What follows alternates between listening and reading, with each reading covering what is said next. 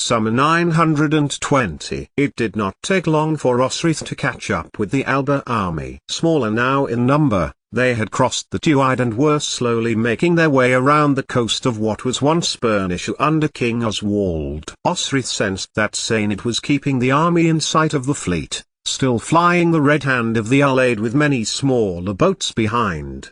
He had kept as many as he could safe, had Domnall, Osrith thought to herself. Constantine's scheme, but he had not been there. That told to Edward, that told to Uhtred and to Aethelstan that, though big, the fight was not big enough for him to make his presence known himself. A family war. Even though he was acutely interested in the politics of anything that happened north of the Roman wall. They were close to Sainid's farm now when she got within sight of the generals, allowing their horses to drink in the shallows of Berwick's estuary. She could not see her husband however, but did see Eswy. Has he gone ahead, Osrith wanted to know, or home? Eswy got down from his horse as steadily as he could, and bade her get down too. Uhtred won, Osrith told him. Uhtred the Dane, my elder brother. And you came all this way to see it happen? I can see Bibbenberg from our farm, Osrith told him. That and the castle on Lindisfarne. I needed to know once and for all who would be my neighbor. She glanced west,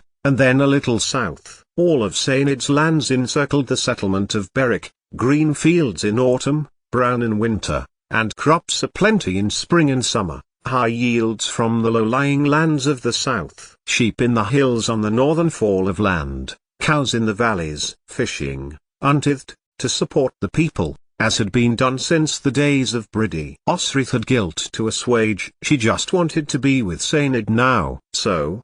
She asked, noticing Engus's eyes on her. Where is he? Osrith, Eswy said to her, hand on her shoulder. Do you not know? And when she did not answer, her comrade, her friend, continued. He was killed, in the fighting, on the beach. At Bibbenberg. Killed, Osrith repeated. It was just a word, then. It was a mechanism to deliver information. She did not feel its meaning. Killed. He fell, at the battle, Eswy told her, and now Engus was behind their temporary commander, and looked sorrowfully at Osrith. He fell defending two Strathclydians who were being backed into the cliff, Engus told him. He turned and fought both of them. They escaped and supported the mercenaries to gain entry at the front of the fortress by drawing the attack away. He was unlucky. Unlucky. Ill luck had killed Sainid, who she loved, and who she had spent poor time showing that she did. So, you will come back to Dunnottar with us, Eswy said, seeing her face. See your son? But Osrith said nothing. She was not going to Constantine, to Edu or young Finan. She was going home, back home, to her farm just beyond, to her farms and her fields. Osrith, Eswy called, scrambling back onto his horse and making to ride after her. But after a few horse hoofs into the flat of the river, Osrith was too far away to try to catch her. She was going home, to try to make sense of everything. 88,888,888. Berma, go and see who it is, Engus instructed one of their watchers. They were close to Dunnottar now, the fourth estuary before them. But, like riding through the disputed lands, there was now someone following them. Take he Amis with you. As with Osrith, who could ride faster than the embattled army, and the Morma, who had been on watch the night before, rubbed his weary eyes. Look for me, Eswy, he asked the captain. That is someone coming our way? Eswy brought his horse about, and looked south. The white horse was bright in the early morning sunlight. Unmistakable, he told him. I do not think it is Osrith, he added, answering his own question in his mind. We halt, cried Engus, and, looking across to Phelim, at the end of their line, called, across. Immediately, the horsed warriors formed a barrier with their foot soldiers between them. Swords were raised, because now, it was clear, that there was indeed a rider approaching them, but that he, too, was armed. And he slowed. At the barrier, which had done its job, the white horse skipped on the spot as the rider brought its reins towards him, and it reared at the speed at which it had to slow. The rider brought the horse around on the spot. Then, what is it you want? Eswy asked, in English, and then tried in Cymric. There was a slight triple in the left flank of the foot soldiers, for he used several choice swear words when he spoke in the Stratclydian language, and a few warriors laughed. Little had they had to liven their days since the battle at Wittenberg. "It is one person who rides with you, Finan," for it was indeed he who had caught up with them, addressed Eswi in Gaelish. "I seek that person." Beside Eswi, Engus broke the line and rode out past the captain, his sword still raised. He noticed a second sword at the man's hip. Why would a man be riding with two swords? "Irish bastard," Engus called. "Who are you to demand my men?" He turned in his saddle. "Is there any Irish here who recognizes this cunt?" Several people laughed. Finan said nothing, but held fast in his own saddle. But he did not lower his sword. "Is she here?" Finan asked, speaking in Gaelish still, and then lowered his sword, replacing it in his scabbard, and withdrew the other. In the bright morning's sunlight Bué sat happily in his hand. She left behind her sword. Engus peered forward, then looked across to Eswi. "Osrith," he clarified, curring through the posturing. "She rode north. Is she with you? Has she gone on to your king's fortress?" Finan's eyes were bright, his heart open.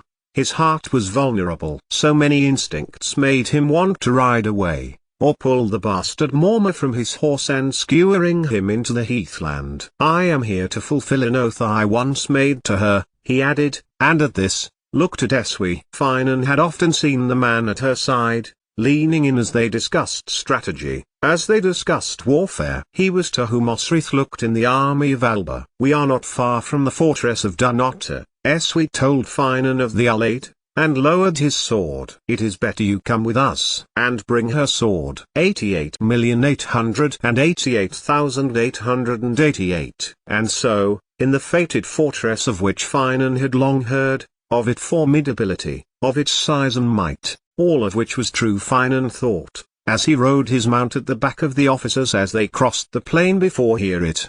Here, many Norse had been slaughtered under Mac Corsten Ui Alpin, Constantine's father, including the fabled Ivar the Boneless. It was galling, but Domnall was able to establish rule here and unite the kingdoms. Unlike Irian, or so Finan had heard, where the Ui Empire had begun to fail on the death of Flan Sinna. Norse had returned and were pressing Neil Glundube, Don Shada Mac Flan, and whoever was ruling his own father's land. "Wait here," Engus told him, allowing his horse to be stabled, and threw himself onto the stone cobbles that was Dunnottar's courtyard. Eswi walked by him, glancing to Finan, who also relieved his horse of its burden, and stood where it had once stood, in the courtyard, within the rampart, the gate closed behind him and in front.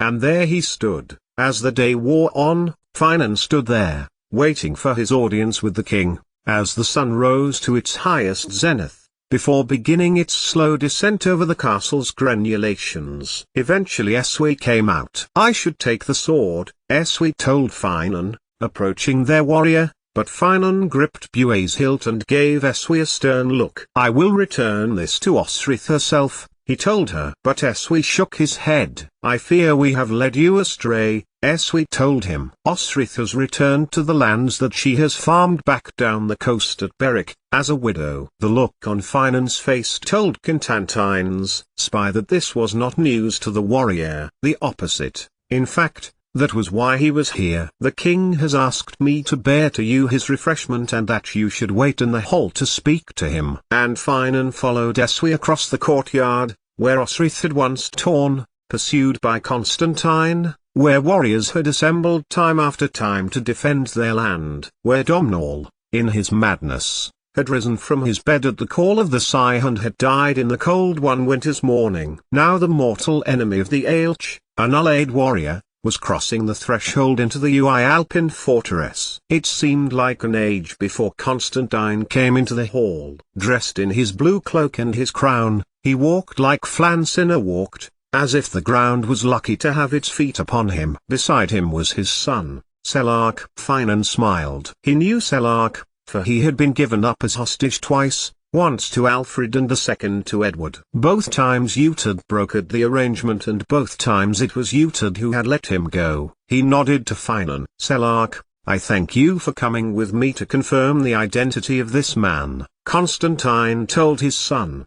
his eyes never leaving Finan's face. "Please, leave us. I am sure Edre has things she wishes to discuss with you." "Of course, at her," Selak said to Constantine, and bowed his head. All was right and proper, they were before a guest, of course. "It is a fine day," Constantine said to Finan, as he walked across the stones of the hall. "But I sense, warrior, this is not why you have come to see me. So tell me, why have you come?" He beckoned to Finan, and added, "Walk beside me." If Finan had no time for this absurd show of kingliness from the man who had grown from the young, disrespectful pup he had known, he did not show it. Instead, he strode to be beside Constantine and walked with him along the passageway and into the courtyard. They headed across it and out through the postern gate into the land beyond Dunnottar before Constantine bade Finan speak. "I am of your house," Finan told him. "Yet you wear your hair short," Constantine replied,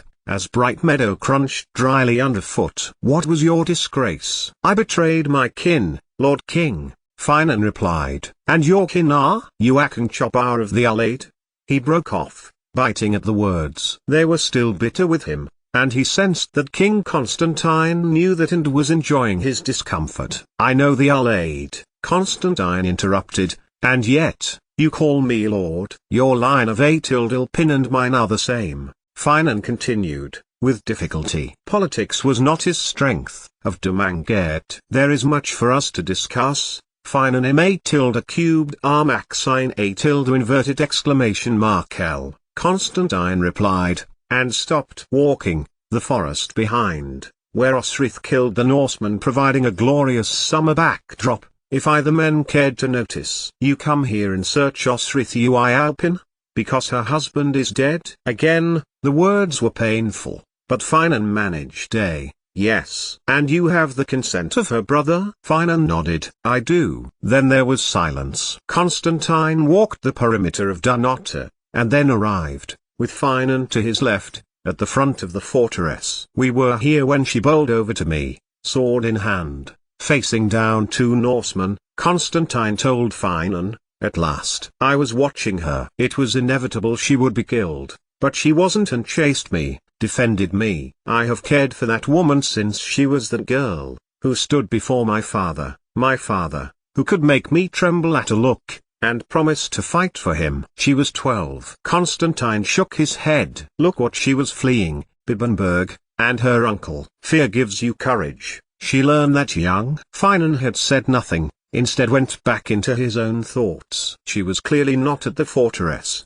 or she would have come out to see him, or else tell him to go away. "I take it she knows everything about you," Constantine went on. "Everything," Finan agreed, touching his sword's hilt, "and then Osrith's." "Including your part in your attack on her on the coast?" They had followed her backwards and forwards between Doir and the coast. Connell had stolen her sword, fed a sword, Finan remembered, carrying it right up until Eofuic. Osrith had sliced off his finger. So they had attacked what they thought was a shit-faced Gaelish boy who turned out to be a girl. He had held her down while Connell had attacked her. Finan had done nothing when his big brother had stripped her naked. He had tied her to the rock to drown.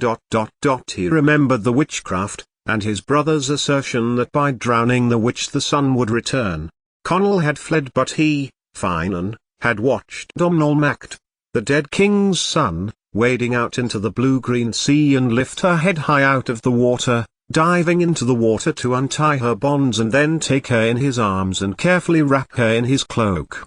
Constantine had looked on, too petrified to do anything. Finan had run, then, and had seen that Constantine had done the same. How strange it is that within 2 years he would be on the same slave ship as Ethne, Domhnall's sister. She had been a child. How often he had lain there, looking at her, inches from him, not believing all that had happened since he had met Utad. Then, Finan told Constantine about the confrontation before Nine Fingers. "I slew him, at Eofuic, and Osrith helped me drive my sword into his gut. We were bonded, then." Constantine mused, then looked at Finan.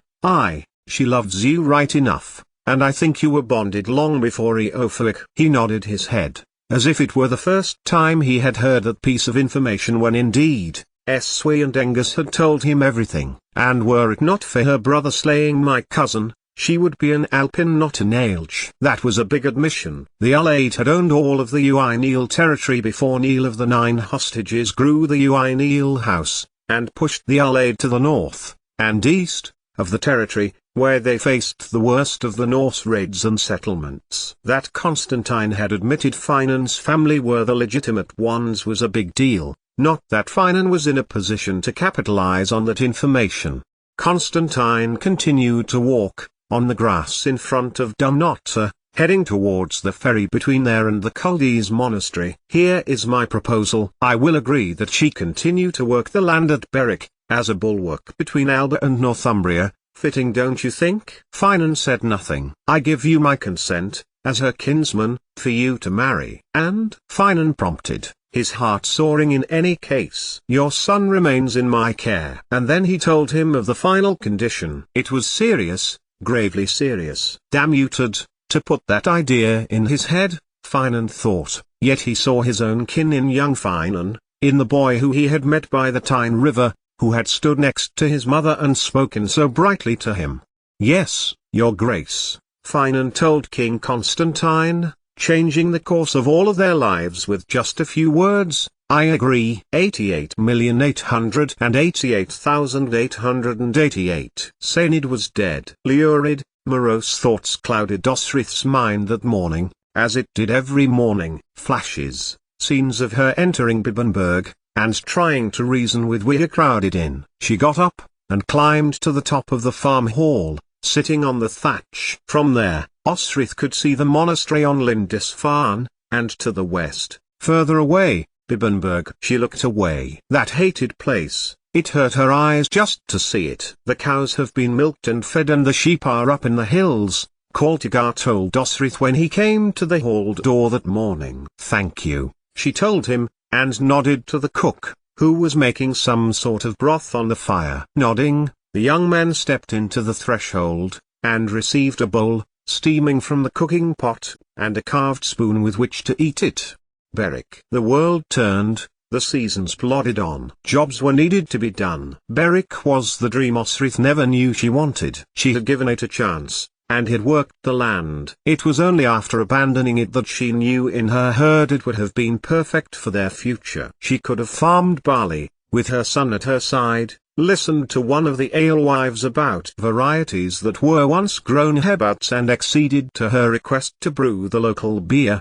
Osrith put down the distaff next to her holy knitting attempt. No one had ever shown her how to do these things. She had made herself a warrior. A girl or two could come from the estate and do them, keep them for all Osrith cared, and stared out of the window. Now, Sainid's body in a corpse pile and, no doubt, a pyre beneath Bibbenberg's reclaimed walls. At least she had silver enough for Constantine, which she had thrust into Eswe's hand before she had ridden away, 2 days before. Although Edra was now 18, she had shown no inclination to marry even though she liked Anlaf. Osrith would have to keep her still until the girl decided what she would do. And when, a week later, a summons came, from a rider who clearly had come in haste, she tore open the seal and looked across the words. It is from the king, for you to come to Dunnottar, the young messenger said. Then Constantine need not have bothered to write down what he wanted me to know if you were going to put it out. Osrith scorned, thrusting the letter into her jerkin and turned her back on the man. Are you not going to answer the king? The messenger demanded, his tone a little sharper than he intended. He closed his mouth when he saw Osrith was holding tags 6 before her. I am a farmer, and if he wants to speak to me he can come here. And with that, Osrith turned, waving a hand in the messenger's direction as a means of dismissing him, before throwing the door closed behind her. Then, with her back to it, she pulled the letter from her clothing, scanning the words, before fueling the kitchen fire with it. Constantine had summoned her Dunnottar. She would not be going,